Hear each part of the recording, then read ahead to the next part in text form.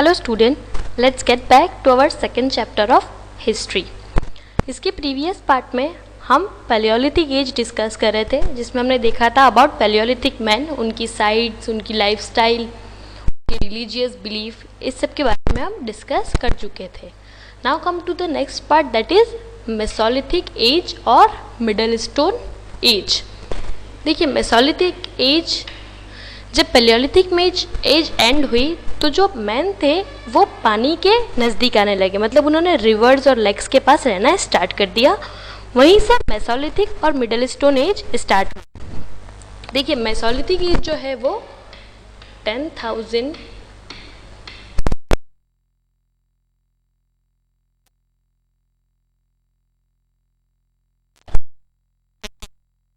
Okay.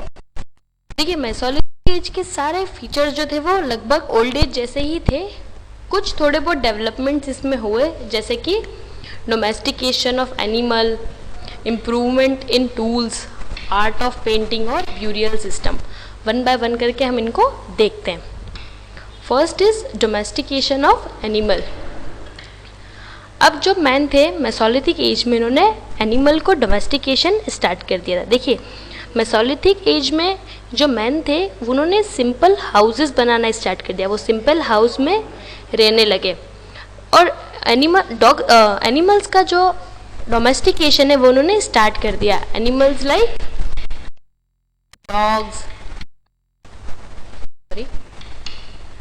Dogs, sheep,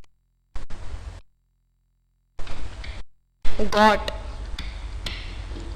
इनका इन्होंने domestication start कर दिया। जो डॉग्स थे वो इनकी हेल्प करते थे उनको जंगली जानवरों से बचाने में, और इनको एनिमल्स से बचाने में जो डॉग थे वो इनकी हेल्प करते थे, और कुछ एनिमल्स को पकड़ने में भी डॉग इनकी हेल्प करते थे। Now the next thing is domestication of animal. Next जो हुआ वो था इम्प्रूवमेंट इन टूल्स। जो टूल्स थे वो इम्प्रूव होने लगे थे। टूल्स कैसे? जैसे कि हमने पहले ही पढ़ा है कि जो पैलियोलिथिक मैन थे वो अलग अलग टूल्स का यूज़ करते थे। मेसोलिथिक एज में वो टूल्स इम्प्रूव होते गए। इम्प्रूव कैसे होते गए कि उनकी शेप और भी बेटर होने लग गए। वो टूल पहले से और स्मॉलर होने लग गए। उनके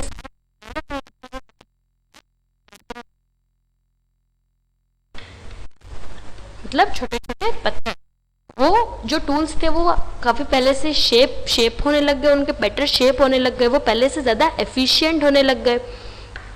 अब न सिर्फ वो सिर्फ पत्थरों से ही टूल्स नहीं बनाते थे, बल्कि जो जानवरों की हड्डियाँ होती थी, बोन्स, और उनके हॉर्न्स यानी कि जो सींग होते थे, उनसे भी उन्होंने टूल्स बनाना स्टार्ट कर दिया था।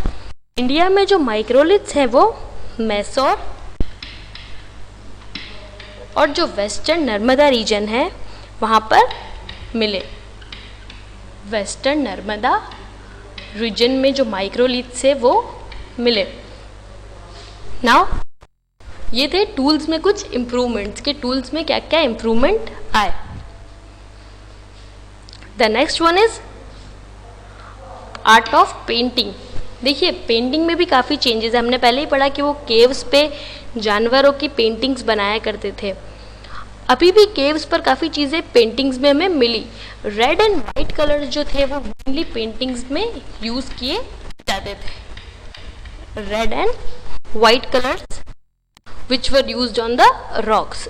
ये पेंटिंग्स हमको बहुत कुछ बताती थी अबाउट फिशिंग, हंटिंग, और उनका रिलीजियस बिलीफ कैसा था इसके बारे में हमको बताती थी। हंटिंग किस टाइप से करते थे, फिशिंग कैसे करते थे, क्योंकि वो जो दीवारों पे इन सब के चित्र जो थे वो बनाते थे। जानवरों को मारते हुए चित्र या फिशिंग करते हुए दीवारों पे ये फिगर्स अलग अलग बनाते, जिनसे हमको इनके बारे में पता चला। ये जनरली रेड और वाइट कलर के होते थे। Next is burial system. हमने पैलियोलिथिक एज में भी देखा था कि वो जो डेड थे उनको दफना दिया करते थे। वैसे मेसोलिथिक एज में भी वो डेड्स को दफनाते थे और उनके साथ खाना और ऑर्नामेंट्स भी रखते थे, क्योंकि उनको ऐसा लगता था कि वो इस दुनिया से निकल के किसी दूसरी दुनिया में जा रहे हैं और वहाँ इनको इसकी ज़रूरत पड़ेगी। इसलिए वो जो जिसको दफन करते थे उसके साथ फूड और ऑर्नामेंट्स भी रखते थे। और जनरली ये मेसोलिथिक एज के जो ब्यूरियल्स है वो हमको राजस्थान और गुजरात में मिले,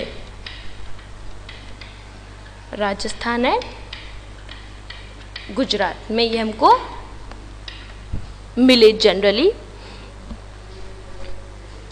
so that was all about your Mesolithic as कि मेसोलिथिक एज में क्या क्या चेंजेस आए, मेजर क्या क्या डेवलपमेंट्स हुए। वो था domestication of animals, next was improvement in tools, then art of painting और ब्यूरियल सिस्टम। ये कुछ डेवलपमेंट्स थे मेसोलिथिक एज के। That was all about your second chapter, जिसमें हमने पहले पैलियोलिथिक एज डिस्कस की और फिर मेसोलिथिक एज।